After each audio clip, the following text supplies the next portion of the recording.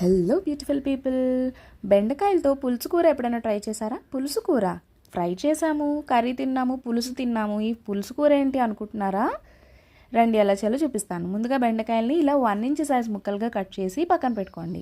ఇప్పుడు కడాయిలో కొద్దిగా ఆయిల్ యాడ్ చేసుకొని అందులో మినపప్పు, జీలకర్ర, ఆవాలు, ఎండుమిరపకాయలు, కరివేపాకు వేసుకొని అవి బాగా ఫ్రై అయిపోయిన తర్వాత మనం ముందుగానే కట్ చేసి పెట్టుకున్న బెండకాయ ముక్కల్ని కూడా యాడ్ చేసేసుకొని సాల్ట్ అలానే పసుపు వేసుకొని ఒకసారి బాగా ఫ్రై చేసుకోవాలండి. దీంట్లో కారం అంతా మనకి ఎండుమిర్చి ముక్కలు అలాగే ఎండుమిరపకాయ కారం నుంచే వస్తుంది, ఇంకా మామూలు కారం వేసుకోము.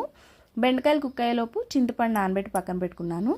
అందులోంచి కొంచెం రసం తీసేసి బెండకాయలు ఫ్రై అయిపోయిన తర్వాత ఆ చింతపండు రసం యాడ్ చేసుకొని ఆవాలు, మెంతులు, ఎండుమిర్చి, కారం అలానే ఒక్క చిన్న స్పూన్ బెల్లం పొడండి, జస్ట్ ఆ పులుపుని బ్యాలెన్స్ చేయడానికి యాడ్ చేసుకొని సర్వ్ చేసుకోవడమే. చాలా టేస్టీగా ఉంటుంది, తప్పకుండా ట్రై చేయండి. వీడియో నచ్చితే లైక్, షేర్ అండ్ సబ్స్క్రైబ్.